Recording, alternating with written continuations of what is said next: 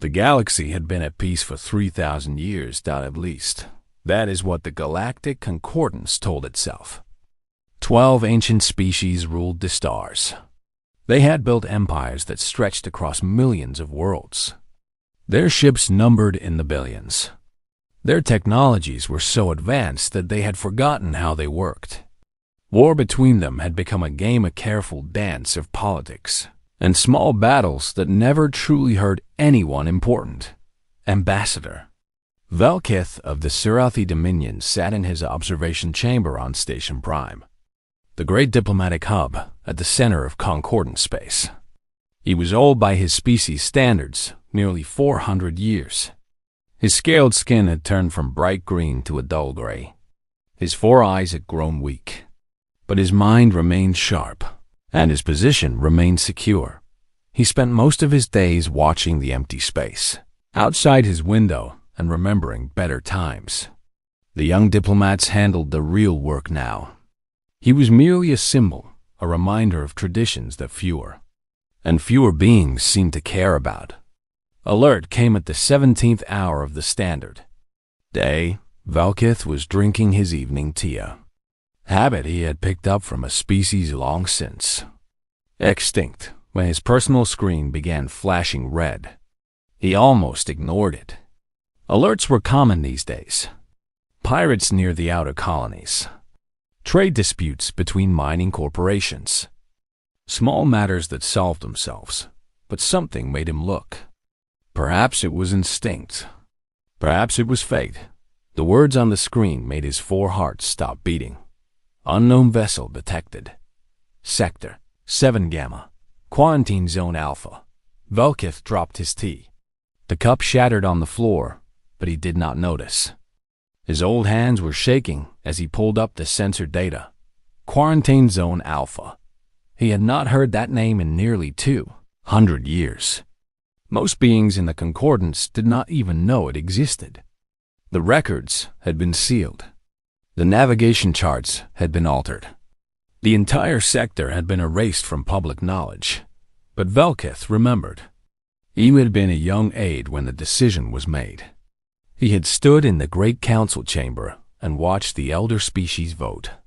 He had seen the fear in their eyes, a fear he had not understood at the time. Now, looking at the sensor data, he understood perfectly. The ship was enormous, 17 kilometers from bow to stern. It was shaped like a blade, long and narrow and sharp. Its hull was black, so black that it seemed to drink in the light around it. Weapons covered every surface. Velkith counted missile tubes, energy cannons, and things he could not identify. The ship bristled with death, but it was the markings on the hull that made Velkith's blood run cold, burned into the side of the ship. In letters of glowing gold were words in a language that had been banned from concordance records, a language that belonged to a species that was supposed to be dead. Use remember soul. By the ancient gods, Velkith whispered. They survived. 12 hours later, the Great Council was in chaos. The council chamber was the largest enclosed space in the known galaxy. It could hold representatives from 10,000 species. Its ceiling was so high that clouds sometimes formed inside. Holographic displays covered every surface, showing data and news from across concordant space. Today, every display showed the same thing: the human ship. "This is impossible," shouted Representative Mordith of the Krillian Collective. He was a massive creature, all muscle and anger. His species had once been the most feared warriors in the galaxy. Now they settled disputes with lawyers instead of weapons. The humans were eliminated 2 centuries ago. Our records are clear. Your records are wrong, replied elder historian Morinth. She was the oldest, being in the chamber, nearly 2,000 years old. Her body was mostly machine now, her organic parts preserved in a shell of silver and gold. She had been summoned from retirement to answer questions that no one else could answer. The humans were not eliminated. They were contained. There's a difference. Explain, demanded High Admiral Velkith. He had been promoted 3 times in the past 12 hours. No one else wanted the job. Morinth closed her mechanical eyes for a moment. When she opened them, images began to appear on the main display. Old images. Forbidden images. 212 years ago, she began. Our long-range exploration vessels made contact with a species from a small yellow star in the outer arm of the galaxy. They called themselves humans. They came from a planet they called Earth. The images showed a blue and green world, oceans and continents, cities that glittered in the night. They were primitive by our standards. They had only recently discovered faster-than-light travel. Their technology was crude. Their lifespans were short, barely a century for most of them. But they were curious and eager. They wanted to join the galactic community. They sent diplomats to Station Prime. They asked to learn from us. And we tried to help them, said Representative Mordith. I remember the stories. We offered them membership in the Concordance. No, Morinth said quietly. We offered them nothing. We studied them. We analyzed them. And then we became afraid. The images changed. Now, they showed data genetic analyses, psychological profiles, historical records. Humans were unlike any species we had ever encountered. They came from a death world, a planet of extreme temperatures, violent weather, deadly predators, and constant natural disasters. Their evolution had been shaped by suffering. They were resilient in ways we could not understand. They could survive injuries that would kill any other species. They can adapt to environments that should have been lethal. They could push through pain and fear and exhaustion that would stop anyone else. Those sound like admirable qualities, said a young representative from the back of the chamber. Morinth turned her ancient eyes toward him. They were terrifying qualities. Because humans also had something else. Something that made the Council fear them more than any enemy we had ever faced. She paused. They had rage. The images changed again. Now they showed human history. Wars and battles and conflicts stretching back thousands of years. Soldiers marching into certain death. Cities burning. Weapons growing ever more powerful.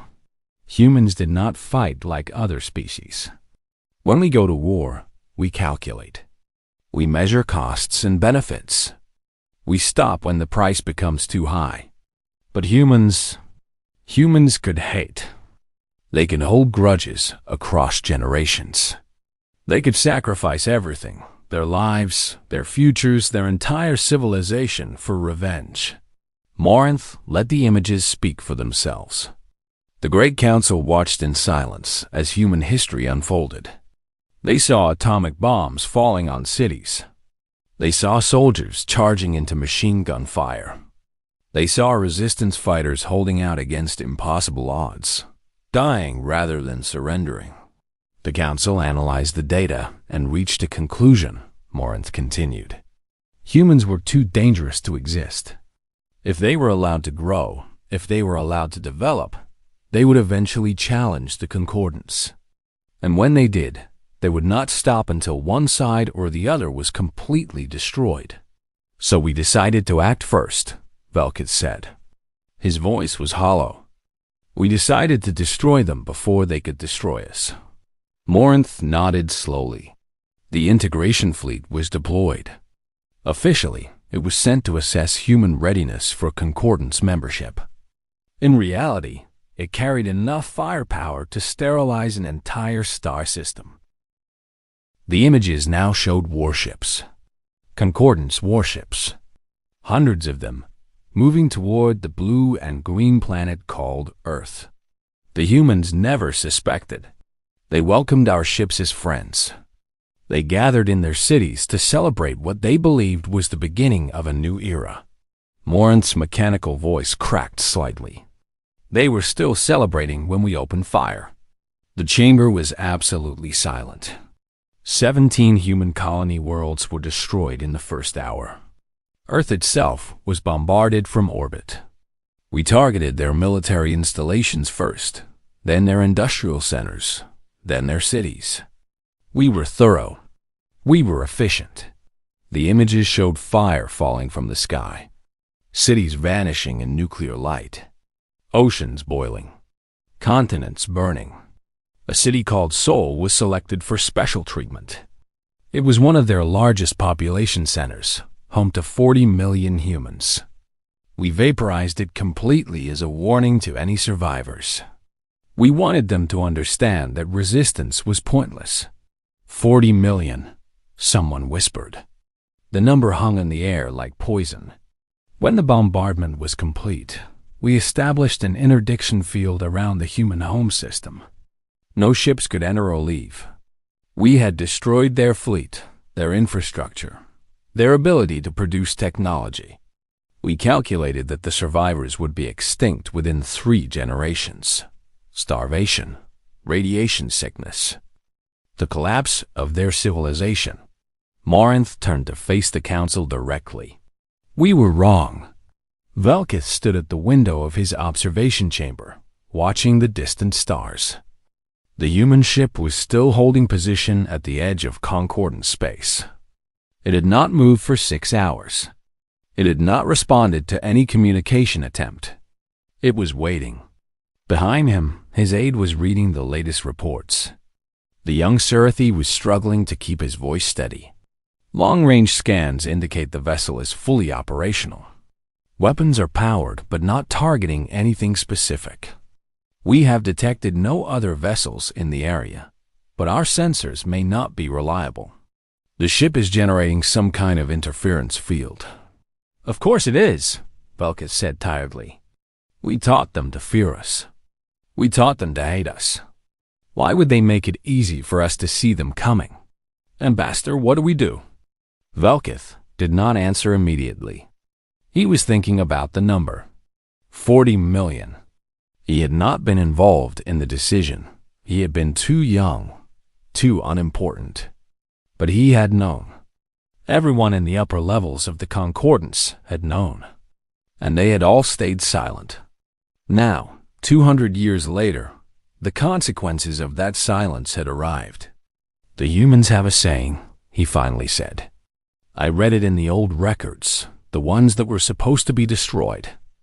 They say that revenge is a dish best served cold. He turned to face his aide. They have been waiting for 2 centuries. They have been planning. They have been building. And now they are here. But what do they want? Before Velkith could answer, his screen lit up with an incoming transmission. Priority 1. The highest level of urgency. The human ship was finally speaking. Admiral Chen Wei stood on the bridge of the Remember Seoul and watched the Concordance border stations come to life. They were old stations relics from a war that had been won before it even started. Their weapons were powerful by the standards of 2 centuries ago. By modern human standards, they were toys. She was a small woman by the standards of her species. Her black hair was cut short military style.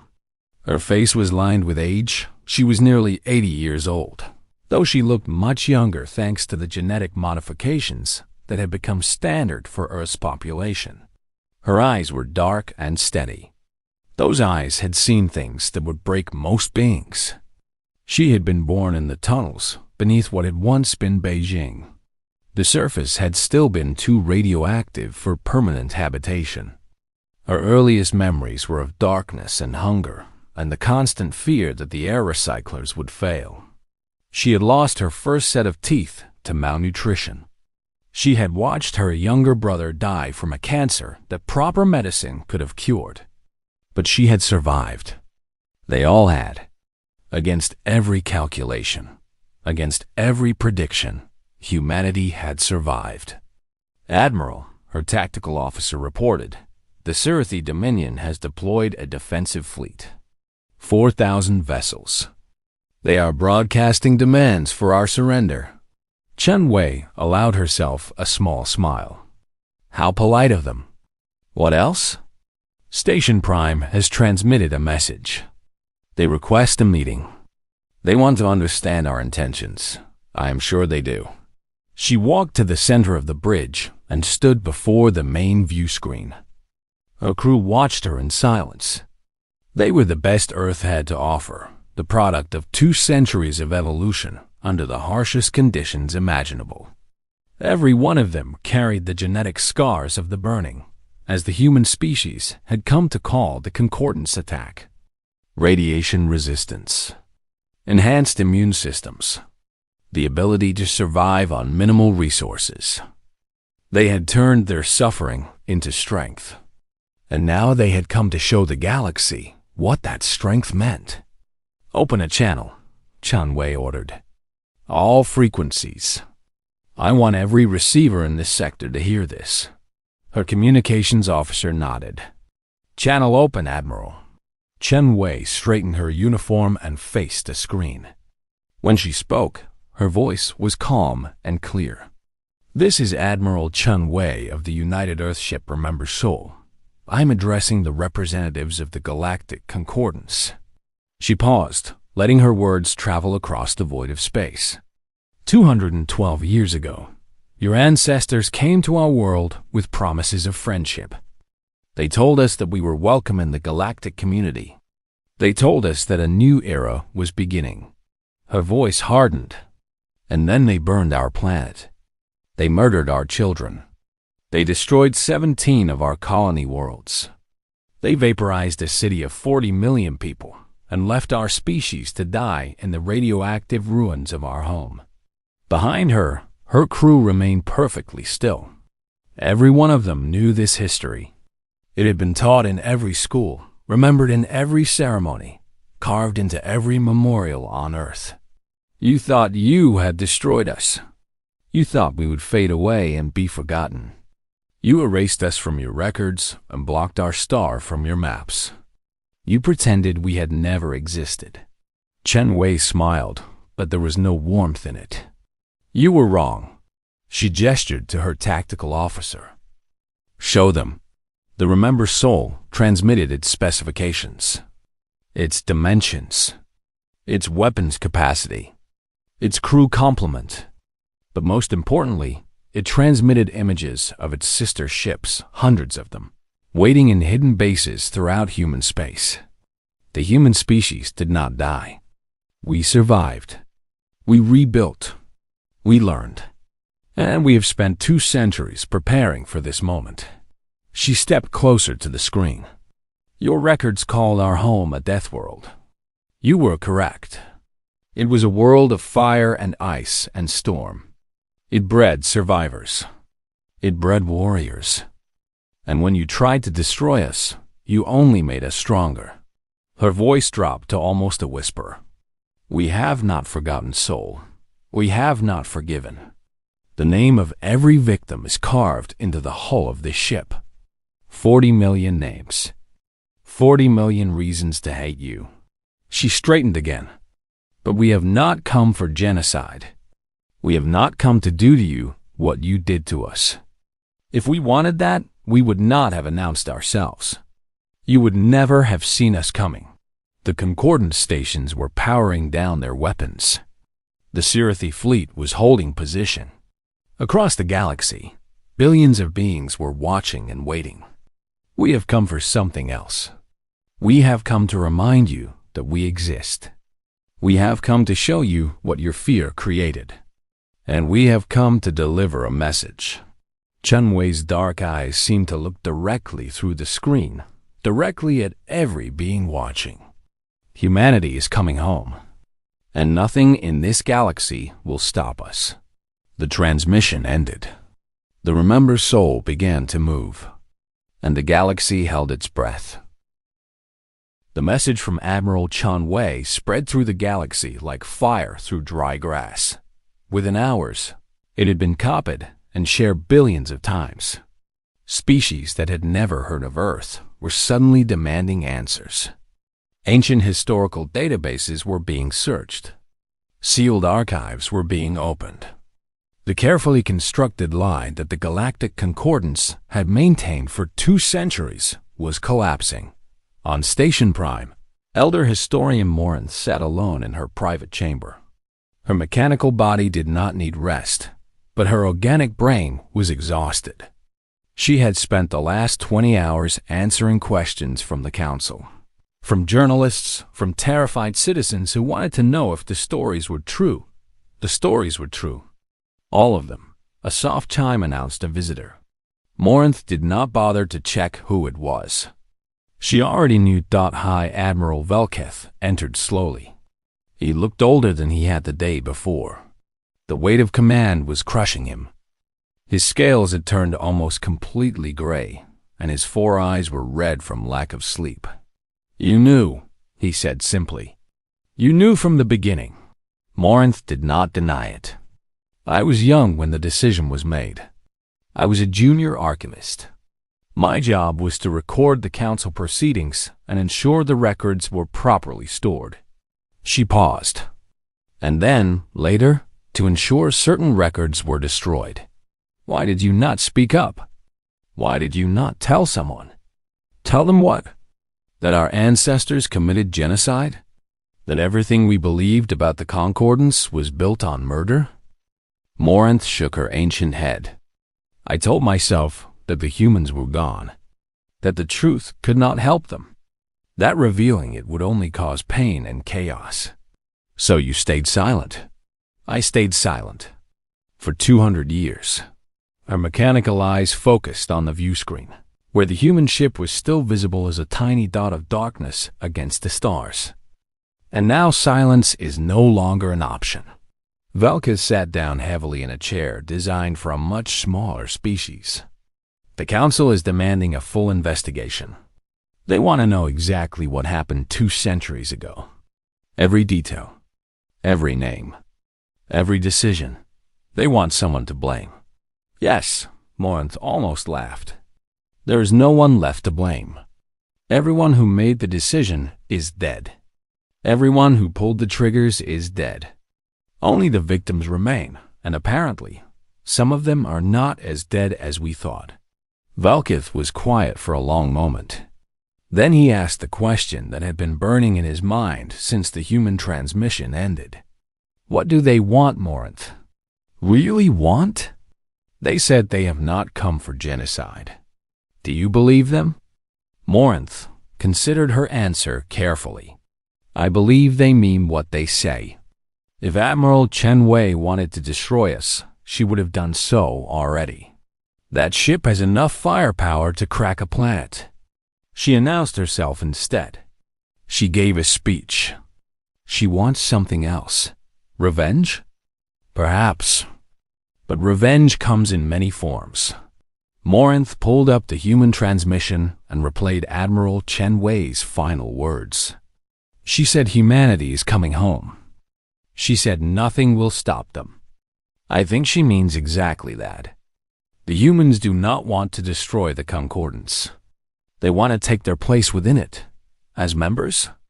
As equals. Morinth's voice was grave.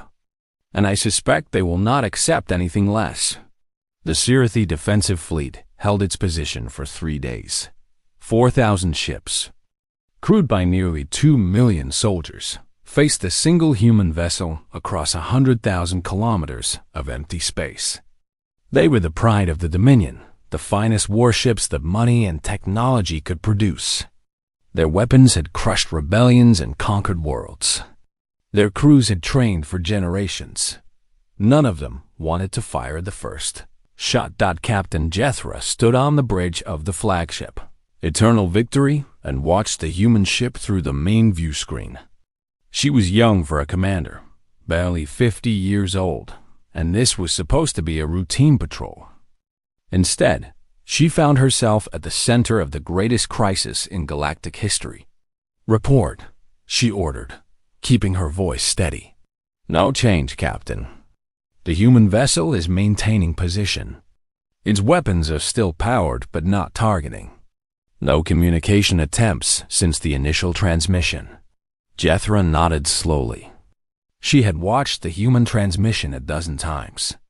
She had studied the sensor data until her eyes burned. And she had reached a conclusion that she could not share with anyone. They were going to lose. The numbers did not lie. The human ship was generating energy readings that should have been impossible. Its hull was absorbing their scanning beams without reflecting anything useful. Its weapons were larger and more numerous than anything in the Sirithi arsenal, and it had been built to fight, not to patrol or police or intimidate, but to destroy enemies in the most efficient way possible. The Concordance had not built a ship like that in 3,000 years. They had forgotten how. "Captain," her communications officer called out. "We are receiving a transmission from Station Prime. Priority Alpha. Put it through." High Admiral Velketh appeared on the screen. He looked exhausted, but his voice was firm. "Captain Jethro, you are ordered to stand down. Do not engage the human vessel under any circumstances. If they move, track them, but do not fire unless fired upon first. Is that understood?" "Understood, Admiral. But may I ask, what is the Council's plan?" Velketh hesitated. "We are attempting to establish diplomatic contact. The humans have agreed to receive an envoy. Ambassador Korath will be traveling to their vessel to begin negotiations." Jethro blinked in surprise. "Ambassador Korath? Is that wise?" Korath was one of the most respected diplomats in the Concordance. He was also one of the oldest. His species, the Maori, were known for their wisdom and their skill at finding peaceful solutions to impossible problems. If anyone could negotiate with the humans, it was him. But the humans had been clear about their feelings. They had not forgotten. They had not forgiven. "The ambassador volunteered," Velketh said. "He believes he can find a path forward. He believes the humans are willing to talk. And if he is wrong?" Velketh did not answer. He did not need to dot Ambassador Korath's shuttle approached the Remember, Sol with all shields down and all weapons offline. It was a gesture of trust, or perhaps of surrender. The old Mallory was not sure which. He sat alone in the passenger compartment, watching through the small window as the human ship grew larger and larger. It was even more impressive up close. The hull was covered with intricate patterns that he could not identify writing, perhaps in a script he did not recognize. And the golden letters of the ship's name blazed against the darkness of space. Remember Sol. Korath had done his research. He knew what Sol had been. He knew what the Concordance had done to it. He knew that 40 million humans had died in a single flash of light, families, children, old people, everyone. Erased in an instant because the Council had been afraid. The shuttle entered a hangar bay and landed softly.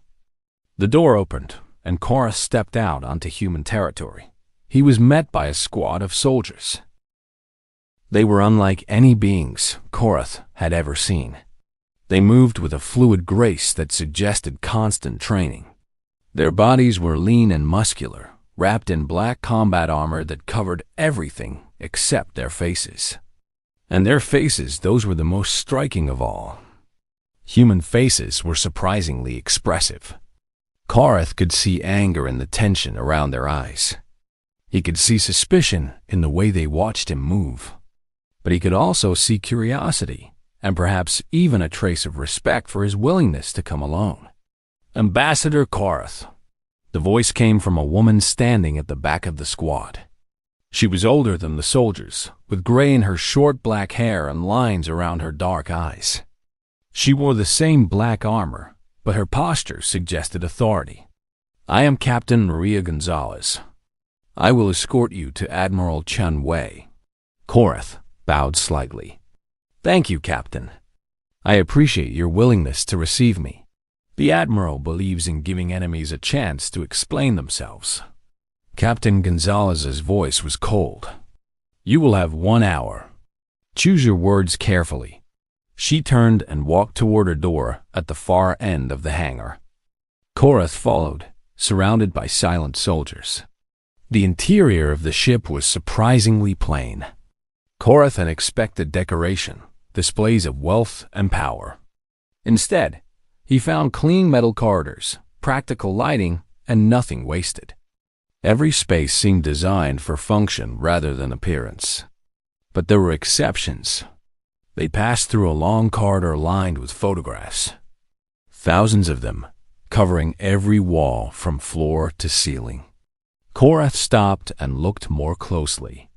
Each photograph showed a different person, humans of all ages, all appearances. Some were smiling. Some were serious. Some were clearly official portraits.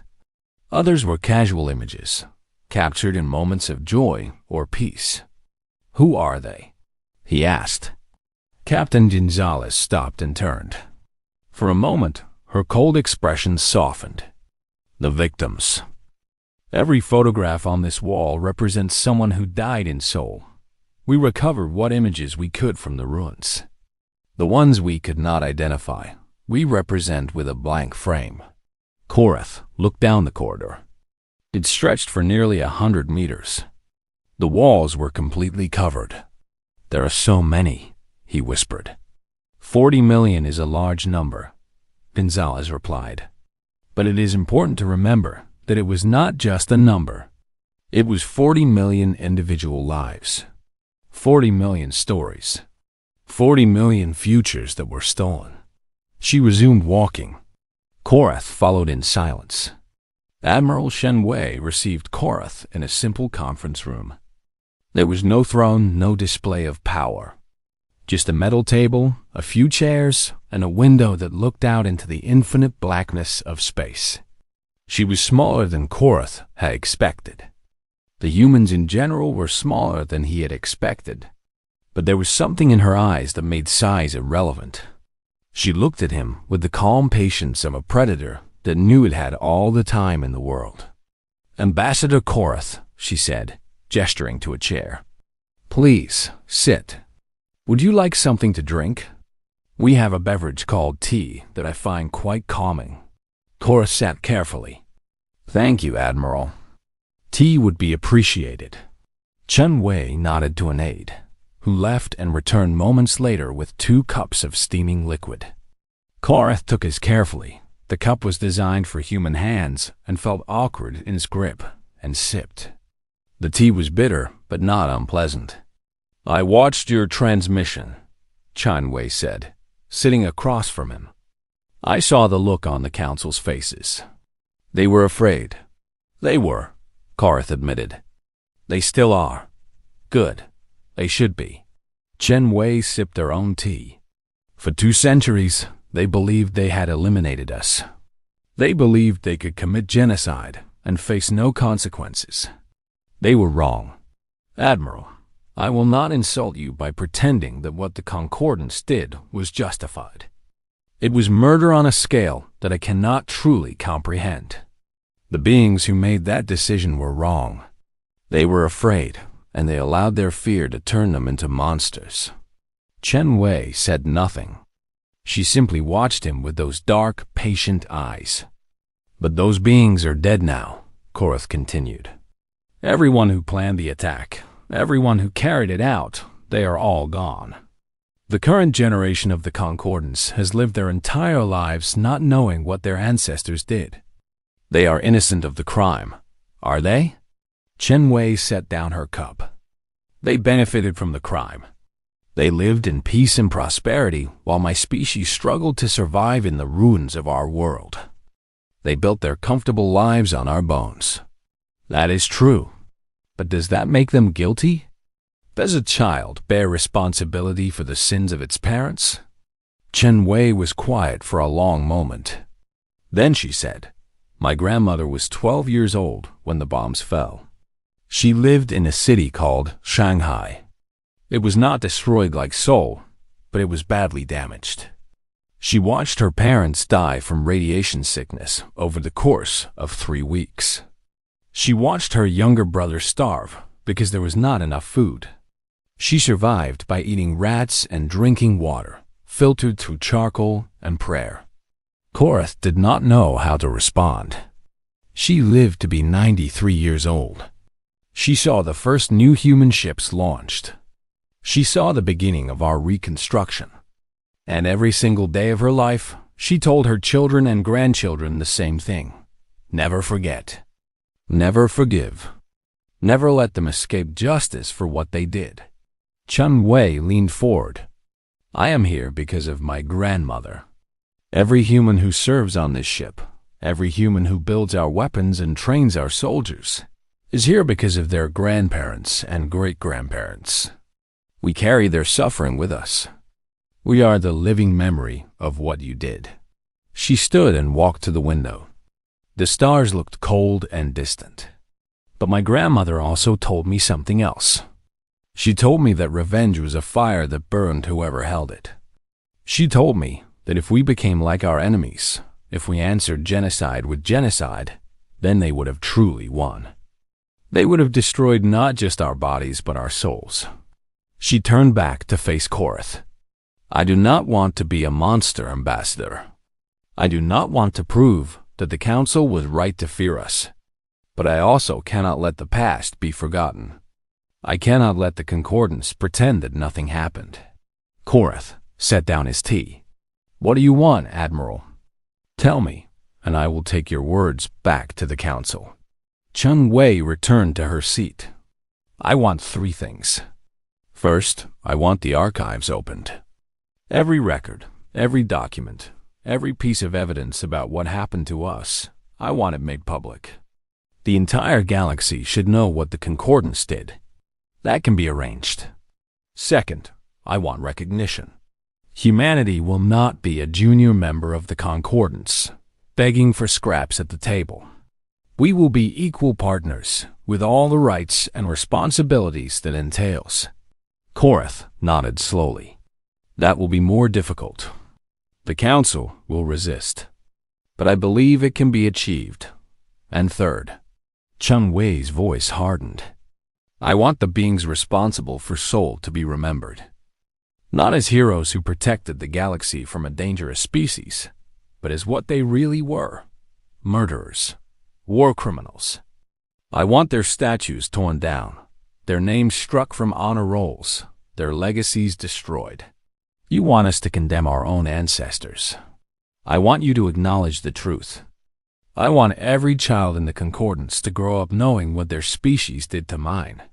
Not to create hatred, but to prevent it from ever happening again. Korath considered her words carefully. They were harsh, but not unreasonable. The Concordance had been living a lie for 2 centuries. Exposing that lie would be painful, but perhaps the pain was necessary. And if the Council agrees to these terms, he asked, what then? Chun Wei smiled, and for the first time, there was genuine warmth in her expression. Then humanity comes home. We join the galactic community as we should have done 200 years ago. We trade, we cooperate, we build together. We show the galaxy that the Council was wrong to fear us, not because we are weak, but because we choose to be more than our anger. And if the Council refuses, the warmth vanished. Then we take what we want by force. And I promise you, Ambassador, you do not want that. You have seen what 1 ship can do. You have not seen what 1,000 ships can do. Korath believed her. 18 hours later, Ambassador Korath stood before the Great Council and delivered Admiral Chun Wei's demands. The chamber erupted in chaos. Some representatives demanded immediate war. Others called for unconditional surrender. A few simply sat in stunned silence, unable to process what they were hearing. High Admiral Velkith listened to it all without speaking. He was thinking about the sensor data from the Sirathi fleet. He was thinking about the energy readings from the human ship. He was thinking about the certainty in Admiral Chun Wei's voice. They had created this. The Council's ancestors had looked at a young, eager species and seen only a threat to be eliminated. They had tried to destroy humanity before humanity could become dangerous. Instead, they had made humanity more dangerous than anyone could have imagined. The debate continued for hours. Arguments flew back and forth. Threats were made and withdrawn. Alliances formed and dissolved. But in the end, everyone reached the same conclusion. They had no choice. The human ship was already moving toward the Citadel of Stars, the heart of concordant space, and nothing in their combined arsenals could stop it. The Remember Soul crossed into Concordant's core territory on the morning of the 7th day. Admiral Chen Wei stood on the bridge and watched the stars slide past on the main view screen. Behind her, her crew worked in focused silence. Every station was manned. Every system was ready. They had trained for this moment for years, dreaming of it for generations. Admiral, her navigation officer, reported, "We are entering the Velen system. This is the first major population center on our route to the Citadel." Chen Wei nodded. "What are we facing?" "The Velen Defensive Network. 12 orbital stations, each armed with plasma cannons and missile batteries. Approximately 200 patrol ships. They are broadcasting warnings and demanding we halt our advance. Ignore them. Maintain course and speed." The bridge was quiet.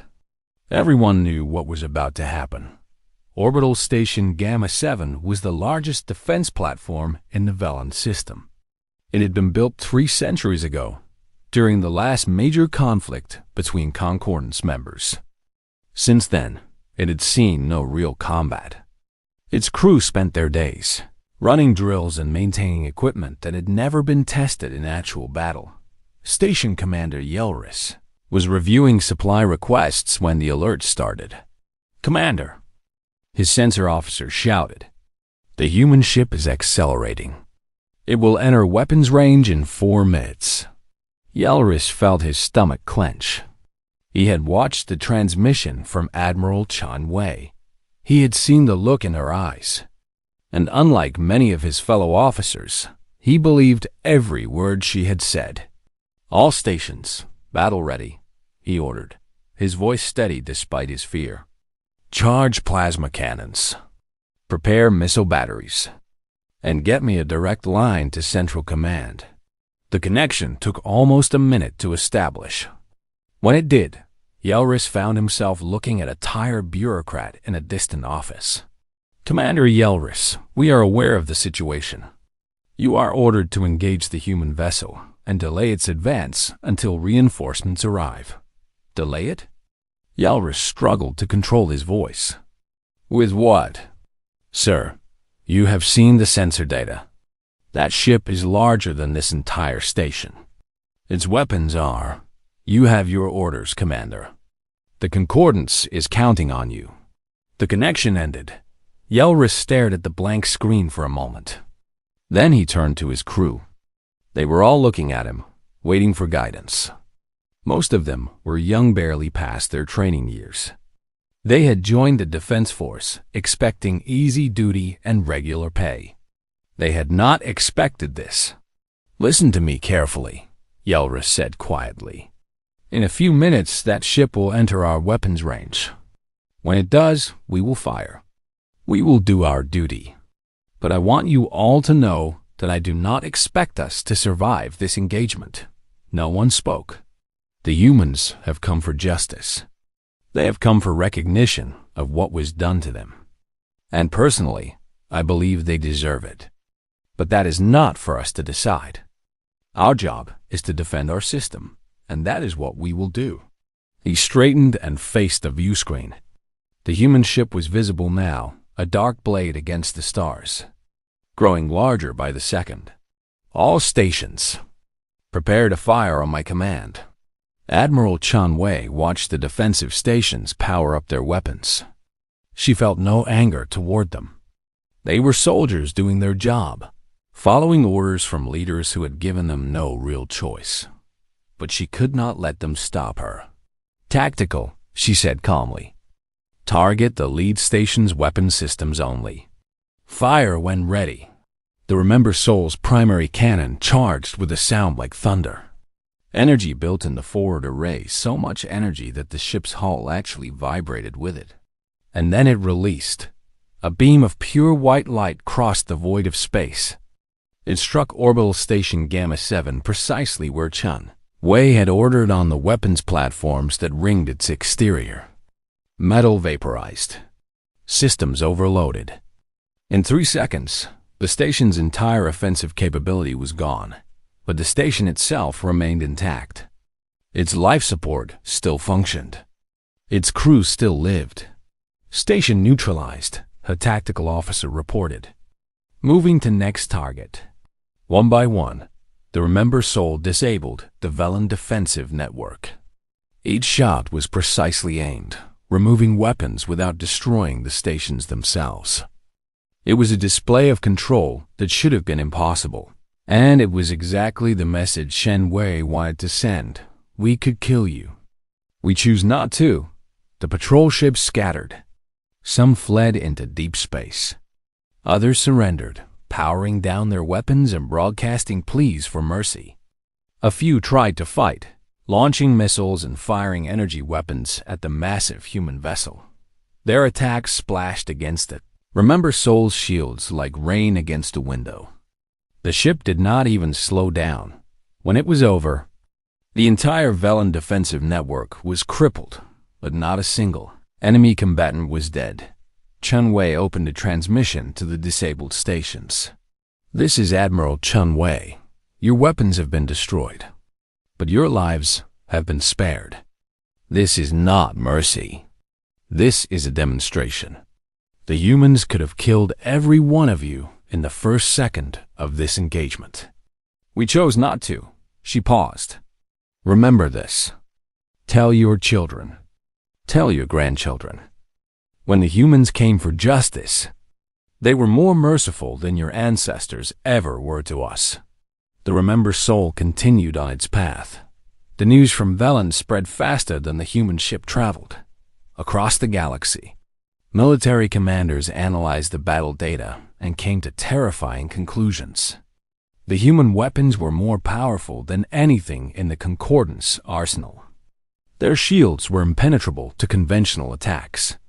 Their targeting systems were so precise that they could disable a station without killing a single crew member, and they had done it without even trying. On the fortress world of Corinth, General Macra of the Krillian Collective gathered his commanders in the war room. The Krillians had once been the greatest warriors in the galaxy. Their empire had been built on conquest and battle. Even now, after 3,000 years of peace, they maintained the largest military force in the Concordance. We have 17 million soldiers, Macra growled, slamming his massive fist on the table. We have 3,000 capital ships. We have weapons that can crack planets. And you are telling me we cannot stop one human vessel? General, his chief analyst replied carefully, the human ship has demonstrated capabilities that exceed anything in our databases. Their weapons appear to manipulate gravity itself. Their shields can absorb energy equivalent to a small star. And their ship is generating some kind of interference field that prevents our sensors from gathering accurate data. Then we blind them first. We jam their sensors. We overwhelm them with numbers. We crush them with brute force. It is what our ancestors did. It is what we were bred to do. With respect, General, our ancestors never faced an enemy like this. The analyst brought up a holographic display showing the Remember Soul's approach vector. They are not avoiding our defensive positions. They are going through them. They want to fight us. They want to prove that nothing we throw at them can slow them down. Macra stared at the display. His species had not known fear for 10,000 years. They had evolved on a high-gravity world where weakness meant death. They had conquered every enemy they had ever faced. But looking at the human ship, he felt something cold settling in his stomach. It took him a moment to recognize what it was. It was fear. Deploy the third fleet, he ordered finally. Every ship we have. If we are going to die, we will die fighting. The Battle of Corinth Gap lasted exactly 14 minutes. 3,000 Krillian warships faced the Remember Soul in a narrow corridor of space between two gas giants. It was the largest concentration of military force the Concordance had deployed in living memory. Every ship was crewed by veteran warriors. Every weapon was primed and ready. Admiral Chun Wei almost felt sorry for them. "All hands, battle stations," she announced over the ship's intercom. "This is what we have been training for. This is what we have been building toward. 200 years ago, they murdered our families. They burned our world. They tried to erase our species from existence." Her voice hardened. "Today, we show them what we learned from that experience. Today, we show them what happens when you push humanity to the edge of extinction and expect us to die quietly." She turned to her tactical officer. "Target the lid elements. Fire at will." The Remember Soul opened up with everything it had. The first volley was kinetic massive metal slugs, accelerated to 70% of the speed of light by the ship's electromagnetic launchers. They crossed the gap between fleets in less than a second. 14 Krillian cruisers ceased to exist. They did not explode. They simply vanished, their matter converted to energy by the sheer force of impact. The second volley was energy-based. Beams of superheated plasma cut through Krillian hulls like knives through paper. Shields that should have been impenetrable failed instantly. Ships that should have been able to withstand direct hits from nuclear weapons were sliced in half. The third volley was something new. The Remember Soul's gravity projectors activated, creating localized singularities in the midst of the Krillian formation. Ships were pulled together and crushed. Others were torn apart as the gravity gradient ripped them in different directions. In the first minute, the Krillians lost 400 ships. They tried to fight back. Their weapons filled space with fire. Plasma bolts, missiles, kinetic rounds, nuclear warheads, everything they had was thrown at the human vessel. Some of it actually hit. It did not matter. The Remember Soul's shields absorbed the incoming fire without flickering. Its hull remained unmarked. Its weapons continued firing with mechanical precision. General Macro watched from the bridge of his flagship as his fleet was systematically destroyed. He had seen simulations of the battle. He had known the numbers were against them. But seeing it in person was something else entirely. The humans were not just winning. They were barely trying. "General," his communications officer shouted, "we are receiving a transmission from the human ship." Admiral Chen Wei's face appeared on the screen. She looked calm, almost sad. "General Macro, I know your species prides itself on dying in battle. I know you believe surrender is worse than death. But I am giving you this one chance. Order your remaining ships to stand down. This fight is over."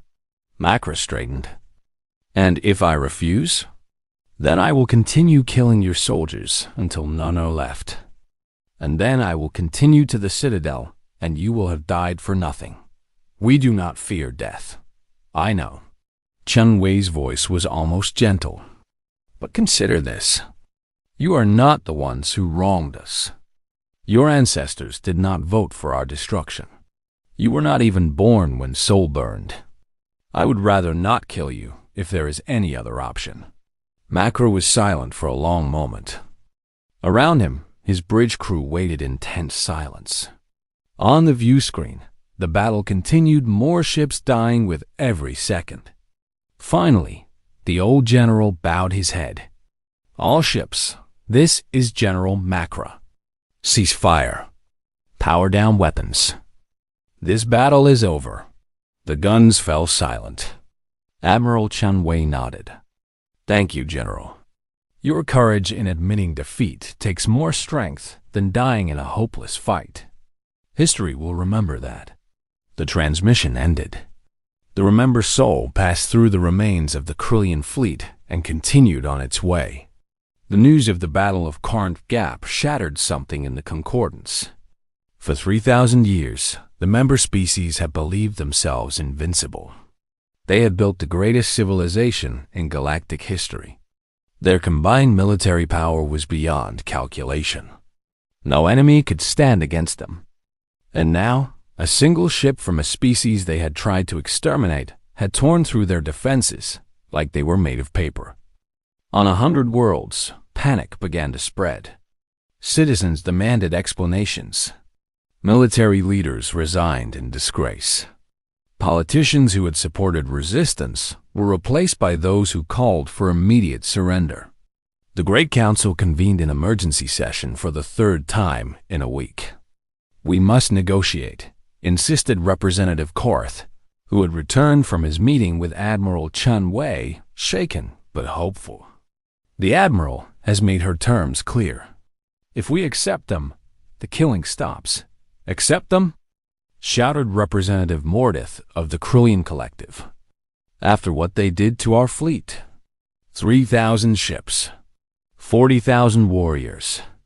And you want us to surrender?" "Yes." Korath slammed his appendage on the speaking platform. "Because the alternative is extinction. Look at the data, Representative. Calculate the odds. If we continue to resist, the humans will destroy everything we have built. Is your pride worth the lives of every being in the Concordance? The Krillians do not surrender. The Krillians already surrendered." Korath pointed at the display showing General Makra's face. "Your greatest warrior saw what we were facing and made the only rational choice. Will you dishonor his sacrifice by continuing a war we cannot win?" Mordith had no answer. High Admiral Velketh stood and cleared his throat. "Representatives, please. We must focus. The human ship is currently 2 days from the Citadel of Stars. If we cannot stop it, and I believe we cannot, then we must prepare for negotiation. What more can they want?" demanded a representative from Milori Federation. "They have already humiliated us. They have proven that our military is worthless. What else is there?" Velketh looked at the assembled representatives. He was old and tired. He had spent the last week watching everything he believed in crumble to dust. But he understood something that many of them did not. "They want acknowledgement," he said quietly. "They want us to admit what we did to them. They want us to face our history and accept responsibility for the crimes of our ancestors. And then they want to move forward. Admiral Chun Wei could have destroyed us. She has the power to do so.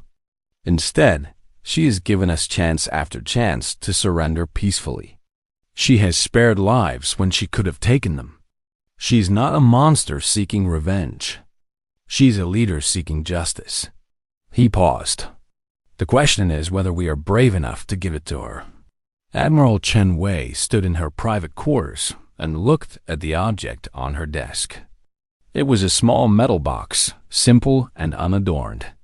Inside was a child's shoe pink with faded cartoon characters on the sides.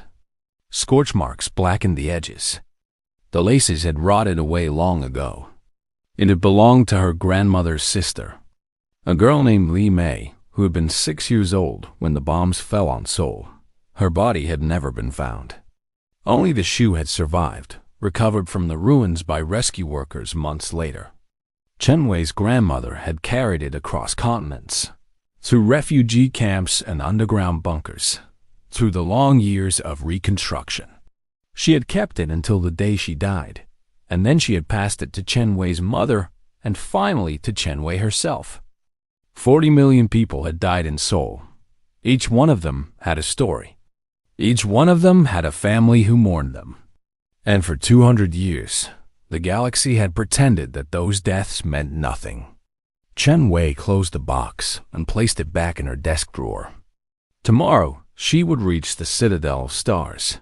Tomorrow, she would stand before the Great Council and demand justice for her species. But tonight, she allowed herself to grieve. For Li Mei, for her grandmother, for all the billions who had died in the burning and its aftermath, and for the future that humanity had been denied, a future of peaceful exploration and cooperation, of learning from elder species and contributing their own gifts to the galactic community. A future that had been stolen by fear and hate. Perhaps that future could still be built. Perhaps it was not too late. But first, there had to be a reckoning. Chen Wei wiped her eyes, straightened her uniform, and returned to the bridge. The Citadel of Stars was waiting. The Citadel of Stars had stood at the heart of concordance, space for nearly 4,000 years. It was not a planet or a station. It was both an artificial world built around the core of a dying star. The elder species had constructed it as a monument to their power, a symbol of their unity. A place where all the great civilizations of the galaxy could come together as equals. 18 million warships now surrounded it. They had been gathering for days, streaming in from every corner of concordant space. Capital ships the size of small moons. Carrier vessels holding tens of thousands of fighters. Weapon platforms bristling with enough firepower to crack planets. Every member species had sent.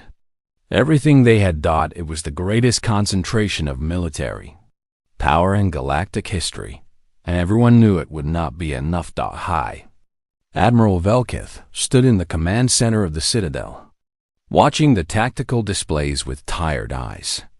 The human ship was less than 12 hours away. It had passed through every defensive line without slowing. It had destroyed or disabled everything that stood in its path, always with precise strikes. Always sparing lives when possible, but never stopping. "Admiral," his aide said quietly, "the Council is requesting another briefing."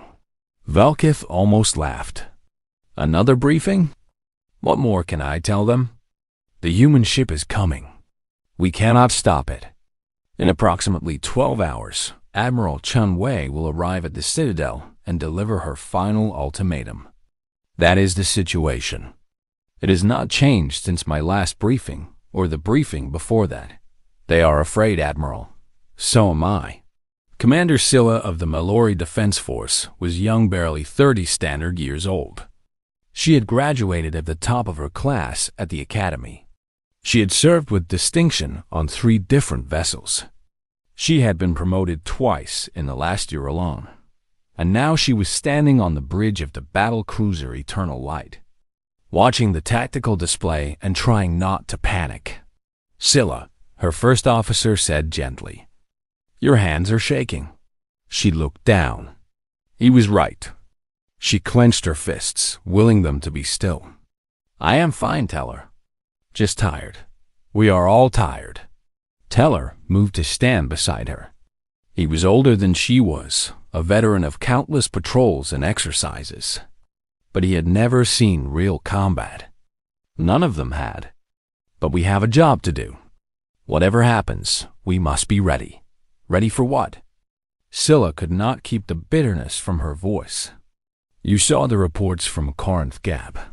3,000 Krillian warships against 1 human vessel. The battle lasted 14 minutes. 14 minutes, Teller. And the humans were barely scratched. Perhaps we will do better. Perhaps the stars will suddenly go dark and the universe will end." Scylla shook her head. "I am sorry. That was unfair. But I cannot help thinking that we are all going to die for nothing." Teller was quiet for a moment. Then he said, "When I was a child, my grandmother told me a story about the old days, before the concordance, before the peace. She said that our ancestors knew something that we have forgotten. They knew that sometimes you cannot win. Sometimes the enemy is stronger. The odds are worse, and there is no path to victory. What did they do? They fought anyway, not because they expected to survive, but because the fight itself mattered. Because standing up against something wrong is important even if you lose." He placed his hand on her shoulder. "We may die today, Commander, but we will die trying to protect our home. There is honor in that." Scylla was not sure she believed him, but she appreciated the effort. "All hands," she announced over the intercom. "This is the commander. Battle stations. The human ship will arrive in 6 hours. Whatever happens, I am proud to serve with every one of you." She closed the channel and returned her attention to the tactical display. The darkness of space was waiting. Admiral Chun Wei watched the citadel of stars grow larger on the VIEWSCRE and ... It was beautiful. She could admit that much. The massive structure gleamed with lights from 1 trillion windows. Ships swarmed around it like insects around a flame. And at its heart, the captured star burned with ancient fire. "Impressive," she murmured. Captain Maria Gonzalez stood beside her, arms folded across her chest. "It is a symbol of everything they built while we were dying in the ruins. All this wealth, all this power, and they could not even spare the resources to check if we were really dead. They did not want to know. It was easier to forget." Chun Wei turned away from the view screen. "How many ships are we facing?" "Current count is just over 18 million. They have organized into defensive formations around the citadel. Multiple layers, overlapping fields of fire. If we try to approach directly, we will face concentrated fire from thousands of vessels simultaneously. Recommendations?" Gonzalez smiled grimly. "Hit them hard. Hit them fast. Do not give them time to coordinate. Our shields can handle their weapons, but there is no reason to absorb more fire than necessary." Chun Wei nodded slowly. She walked to the center of the bridge and stood before the main display. 18 million ships. Trillions of lives. The greatest military force ever assembled. All of it had been gathered to stop one human vessel. In any other circumstance, it would have been terrifying. But Chun Wei had spent her entire life preparing for this moment. Every system on the Remember Soul had been designed for exactly this scenario. Every member of her crew had trained for years, knowing that they might face the combined might of the entire galaxy. They were ready. "All stations, this is the Admiral. Prepare for final approach. We will maintain current course until we reach the outer defensive line. Then we will begin engagement protocols." She paused. "I want to be clear about our objectives. We are not here to destroy the citadel. We are not here to slaughter the defenders. We are here to demonstrate that nothing they throw at us can stop us from reaching our destination. We will disable weapons, destroy ships that refuse to surrender, and break through every line they put in front of us." Her voice hardened. "But we will not commit genocide. We will not become what they feared we would become. When this is over, I want the galaxy to know that humanity had every right to burn them all, and we chose not to. That is the victory I am fighting." 4. She returned to her command chair. "Begin final. Approach." The outer defensive line consisted of 2,000 heavy cruisers and 500 weapon platforms. They opened fire the moment the Remember Soul came within range. Plasma beams, kinetic rounds, nuclear missiles, particle weapons, every form of destruction that the Concordance had ever developed was thrown at the human ship. The Remember Soul shields absorbed it all. Chun Wei watched the energy readings with calm detachment. The shields were holding at 93% capacity. They could sustain this level of bombardment for hours if necessary, but there was no need to wait. Return fire. Target weapon systems only. The human ship's gravity cannons activated.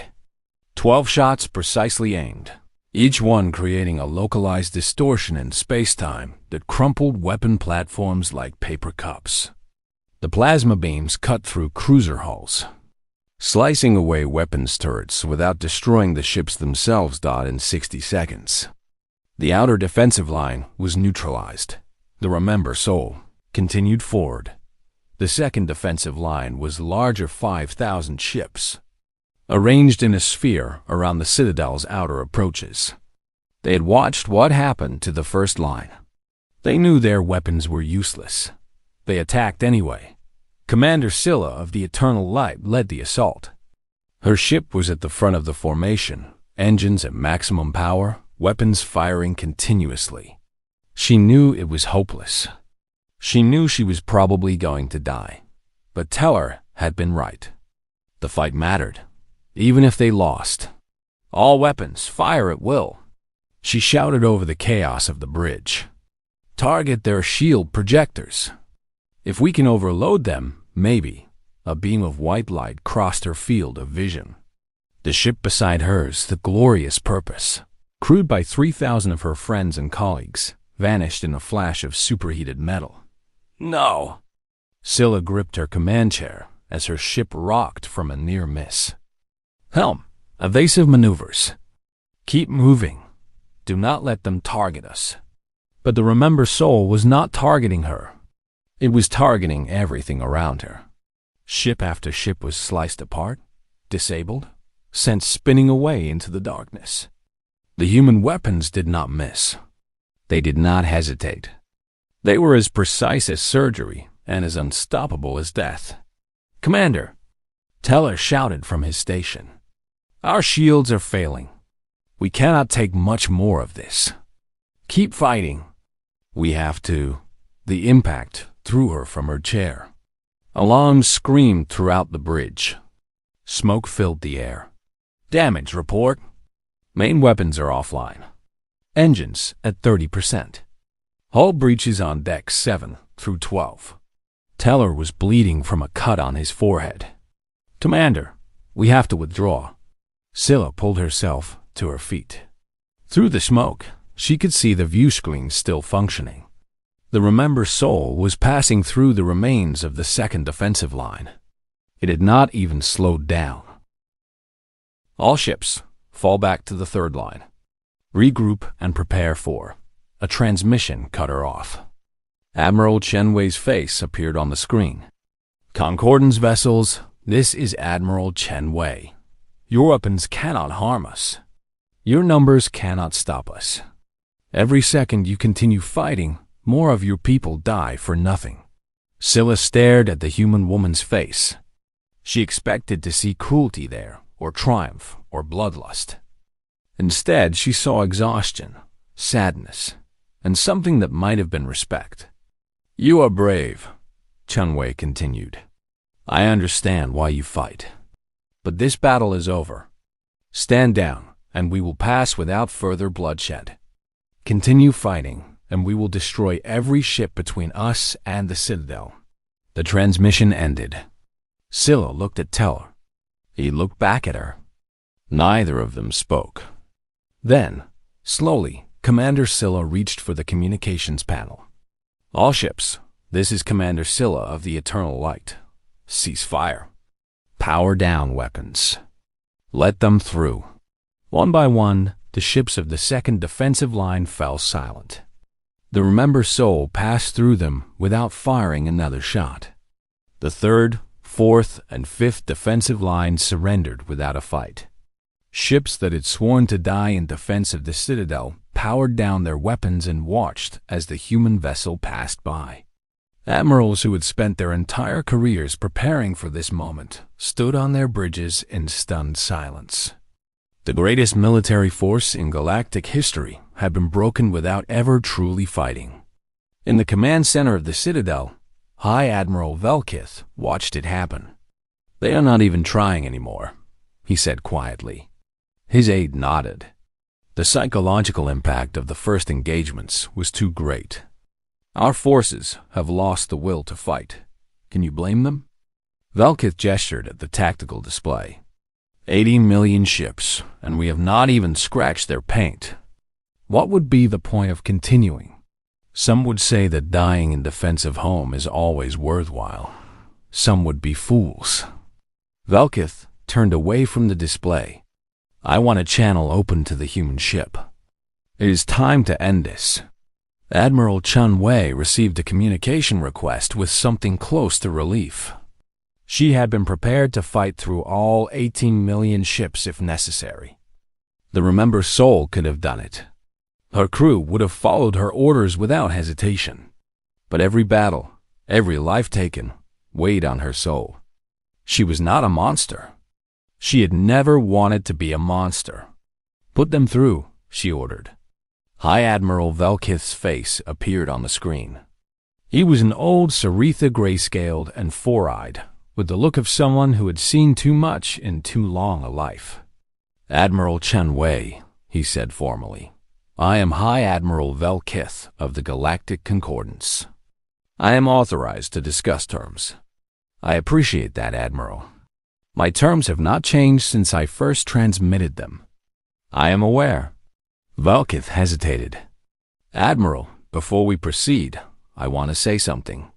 Not as a negotiator, but as a being who has studied what was done to your species." "Go ahead." "I am sorry." The words hung in the void between them. "I am sorry for what our ancestors did. I am sorry for the decades of silence that followed. I am sorry that it took the barrel of a gun pointed at our heads to force us to acknowledge our crimes."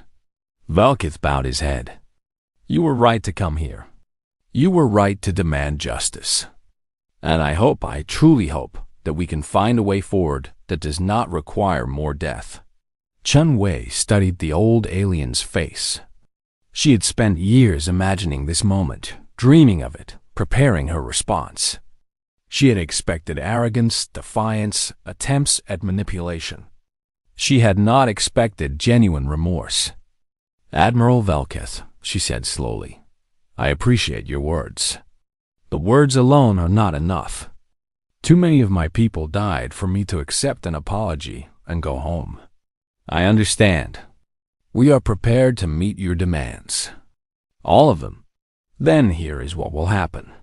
The Remember Soul will dock at the Citadel of Stars. I will come aboard with a security detail. I will address the Great Council in person. And then and only then will we discuss the details of our agreement." Velkith nodded. "That is acceptable. I will make the arrangements. One more thing, Admiral." "Yes?" Chen Wei leaned forward. "I have 1,800 ships waiting in fold space throughout Concordance territory. If anything happens to me or my crew, they have orders to begin a full-scale assault on every major population center in the galaxy. Is that understood?" Velkith's four eyes widened slightly. "It is understood." "Good. Then I will see you in 6 hours." The transmission ended. Captain Gonzalez was staring at her. 1,800 ships? "Admiral, we only have 400 in the entire fleet." Chen Wei smiled slightly. "He does not know that. And if everything goes well, he never will." She stood and walked toward her quarters. There was still work to do before she faced the council. And for the first time in 200 years, humanity was going to get the justice it deserved. The Great Council chamber had been designed to inspire awe. The ceiling rose so high that clouds sometimes formed inside. The walls were covered with murals depicting the founding of the Concordance, ancient heroes, and legendary battles and moments of triumph stretching back thousands of years. The speaking platform at the center was made of crystal mined from the heart of a dying star. For 4,000 years, this chamber had been the center of galactic civilization. Here, the elder species had debated and decided the fate of trillions. Here, wars had been ended and alliances had been formed. Here, the future of the galaxy had been shaped. Today, for the first time in history, a human stood on the speaking platform. Admiral Chen Wei looked out at the assembled representatives. There were thousands of them, beings of every shape and size and color, representing hundreds of species from across the Concordance. Some looked at her with fear, others with curiosity, a few with barely hidden hatred. She did not care what they felt. She was here for one purpose, and she would not leave until it was accomplished. 4 days ago, she began, her voice carrying through the vast chamber. The Remember Soul crossed into Concordance space. "We came from the quarantine zone, prison where you left our species to die 200 years ago. We came with weapons that your technology cannot match and shields that your attacks cannot penetrate." She paused, letting her words echo off the ancient walls. "Many of you expected us to begin destroying your worlds immediately. After all, that is what you would have done. That is what you did do when you decided that humanity was too dangerous to exist. Murmurs rippled through the chamber. Chen Wei waited for them to subside.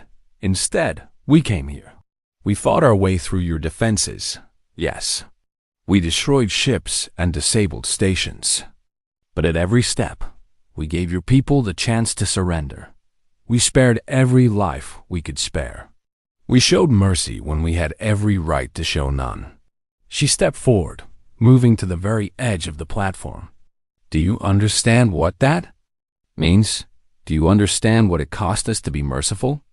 Every member of my crew carries the memory of what you did to us. Every human alive knows the story of 40 million people, vaporized in an instant because your ancestors decided we were animals to be put down. Her voice rose.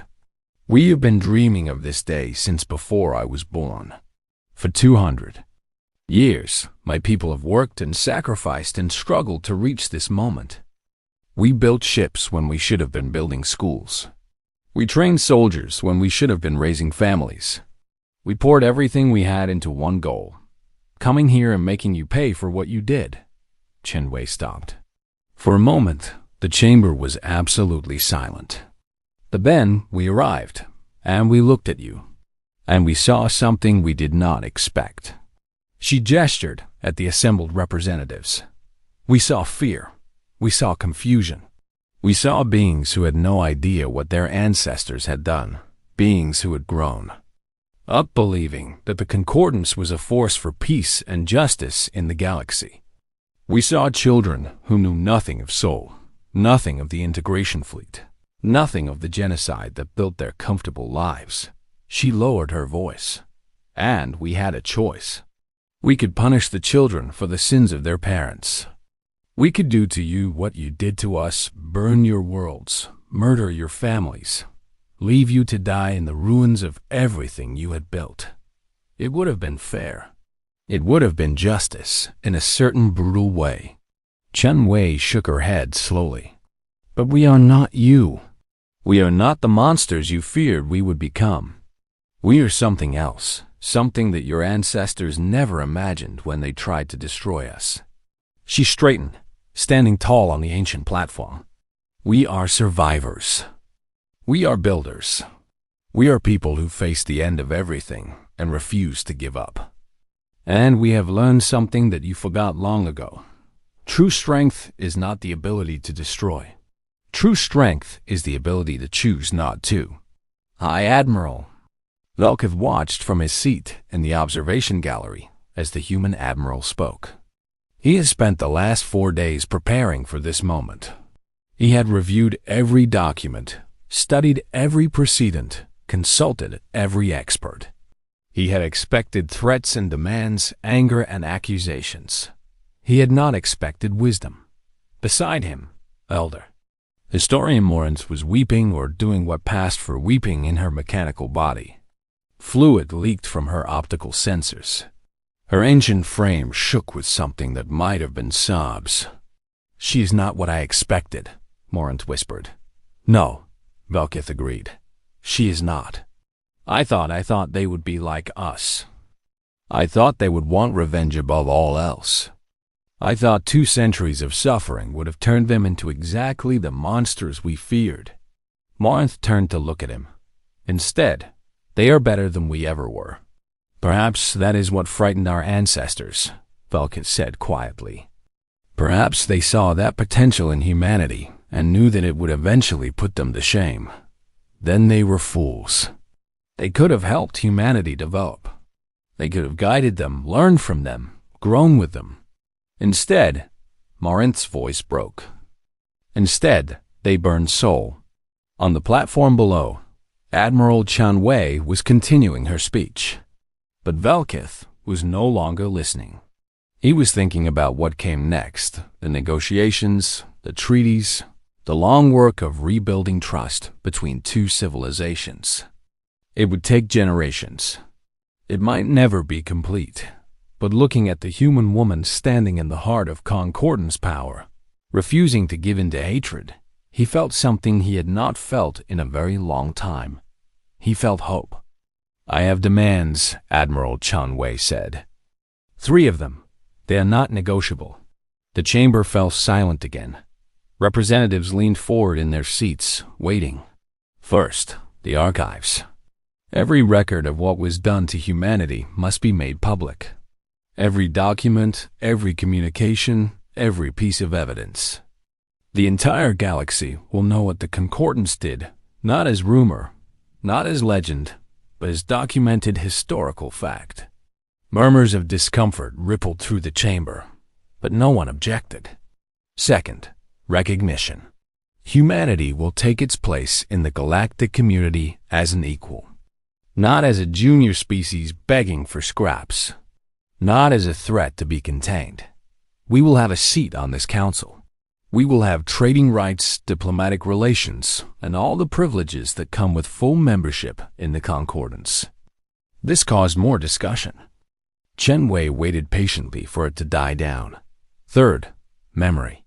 The beings who planned and executed the attack on Earth will be remembered as what they were: war criminals. Their statues will be removed. Their names will be struck from honor rolls. The history books will tell the truth about them. You ask us to condemn our own ancestors. Someone shouted from the upper galleries. Chen Wei turned toward the voice. I ask you to be honest about your history. I ask you to acknowledge that what was done to us was wrong. Is that so difficult? It was 200 years ago. The beings who made those decisions are long dead. The humans who died in soul are also long dead, Chen Wei replied coldly. My grandmother's sister was 6 years old when your ancestors vaporized her. She has been dead for almost 2 centuries. Does that mean we should forget her? Does that mean her murder does not matter? The objector fell silent. Chen Wei reached into her uniform and produced a small metal box. She held it up for the chamber to see. This belonged to that little girl. Her name was Li Mei. She liked to dance and play games and chase butterflies in the park near her home. She wanted to be a doctor when she grew up. She wanted to help people. Chen Wei opened the box.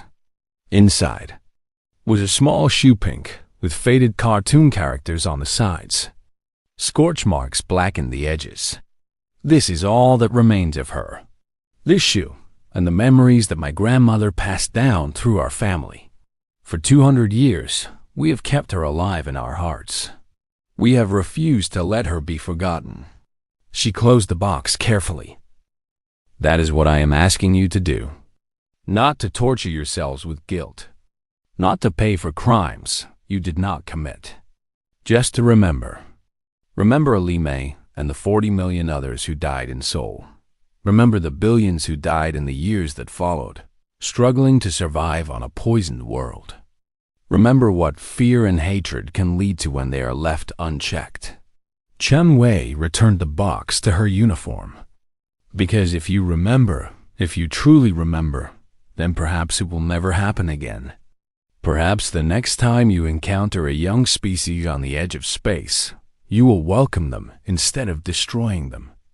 Perhaps the Concordance can finally become what it always claimed to be, a force for peace and cooperation in the galaxy. She looked out at the assembled representatives one final time. That is what we want. Not revenge. Not destruction. Just the truth. And a chance to build something better than what came before. The vote took less than an hour. One by one, the representatives of the Great Council signaled their agreement. Some did it reluctantly, with bitter expressions and angry words. Others did it willingly, moved by Admiral Chen Wei's speech. A few openly wept as they voted. But in the end, the result was unanimous.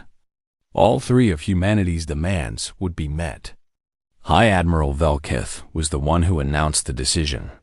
He stood on the speaking platform where Chen Wei had stood, looking out at the chamber that had been his home for so many years. The Great Council of the Galactic Concordance has voted, he said formally. The archives will be opened. Humanity will be recognized as a full member species with all associated rights and privileges. And the historical record will be corrected to reflect the truth of what was done 200 years ago. He paused. Additionally, the Council wishes to extend a formal apology to humanity and to Admiral Chen Wei personally.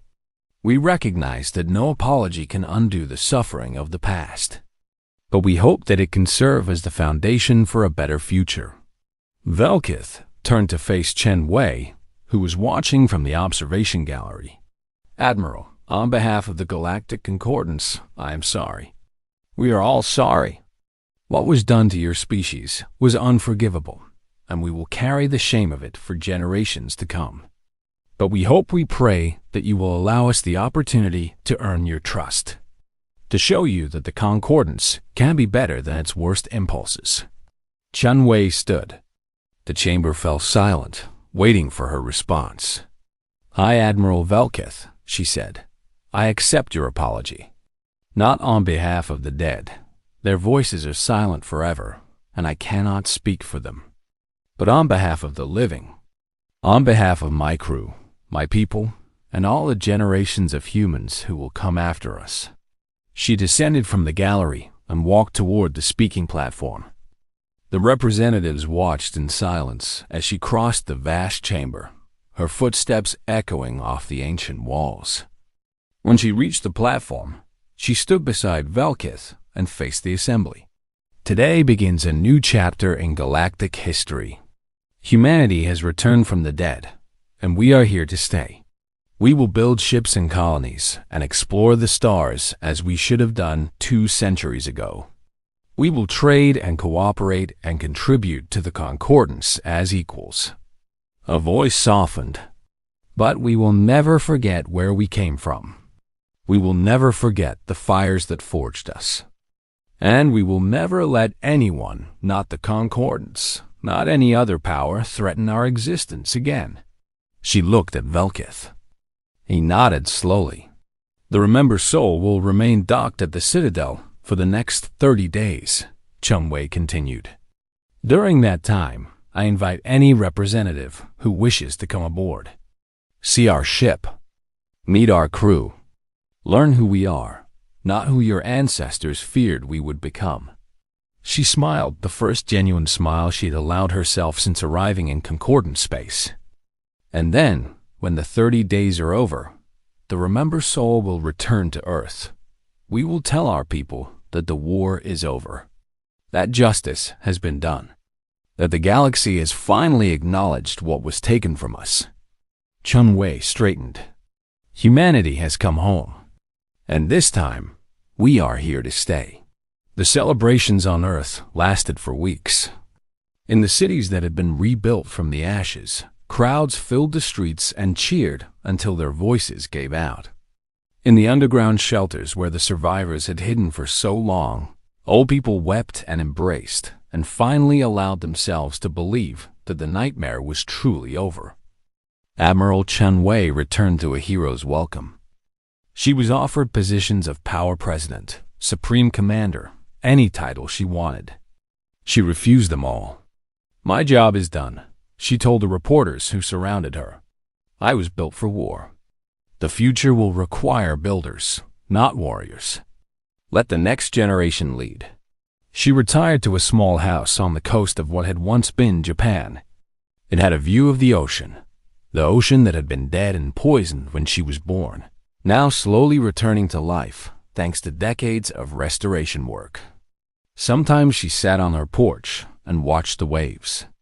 Sometimes she took out the metal box and looked at Li Mei Shu. And sometimes she simply sat in silence, feeling the sun on her face and the wind in her hair. One evening, about a year after her return, she had a visitor. He was young, barely 20 by human standards. Tall and thin, with the genetic markers of second-generation deep space adaptation. He stood at her gate and waited politely to be acknowledged. "Can I help you?" Chen Wei asked. "Admiral, my name is James Wong. I am applying for a position in the diplomatic corps. The new one, the one that works with the concordant species. I wanted to ask for your advice." Chen Wei smiled and gestured to the chair beside her. "Sit down, James. Tell me about yourself." He did. He talked about his dreams of exploring the galaxy, of meeting new species, of building the relationships that would secure humanity's future. He talked about his grandmother, who had survived the burning and had always told him that the stars were waiting for them. When he was done, Chun-Wei was quiet for a long moment. "Let me tell you something, James," she finally said. "When I was your age, all I wanted was revenge. I wanted to make the Concordants suffer for what they did to us. I spent my entire life preparing for that moment. But you showed them mercy instead." "I did. Because when I finally got there, when I finally stood in the heart of their power with the ability to destroy everything they had built, I realized something." Chun-Wei looked out at the ocean. "Revenge would have made us just like them. It would have proven that they were right to fear us. But mercy proved that they were wrong." She turned back to the young man. "You want my advice? Here it is. When you go out there and meet those other species, remember that they are afraid of us. They have been taught to fear us for 200 years. Your job is not to make them more afraid. Your job is to show them that we are more than our anger, that we are more than what they made us." James nodded slowly. "I understand, Admiral. I know you do." Chun-Wei stood and offered her hand. "Good luck, James. The future is in your hands now."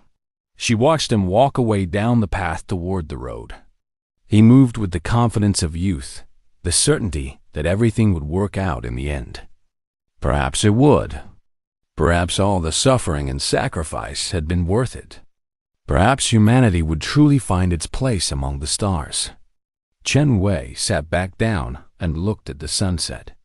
The ocean glittered in the fading light, alive and beautiful, just as it had been before the burning, just as it would be for generations to come. She closed her eyes and let herself rest. The war was over, and humanity had finally come home. In the years that followed, the galaxy changed in ways that no one had predicted.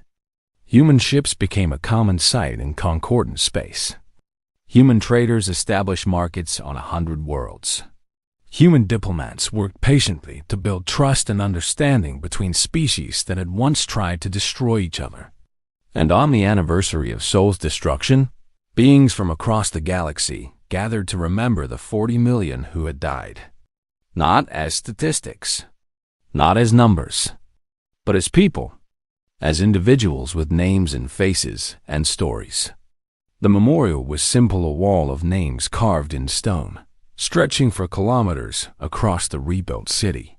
Visitors walked along it slowly, reading the names and trying to imagine the lives behind them. At the center of the wall was an inscription. It had been chosen by Admiral Chun-Wei herself, taken from an ancient human text. It read, "They tried to bury us. They didn't know we were seeds." And below it in smaller letters, "In memory of Li Mei and all the children who never got to see the stars." The memorial stood for 1,000 years. And in all that time, no one ever forgot what it meant. Humanity had survived the worst the universe could throw at them. They had been broken, burned, and left for dead. And they had risen anyway. That was the lesson of Sol. That was the legacy of the Remember. And that was why, when Earth's battleship finally arrived, the entire galaxy stood frozen in fear, and then, slowly, began to hope.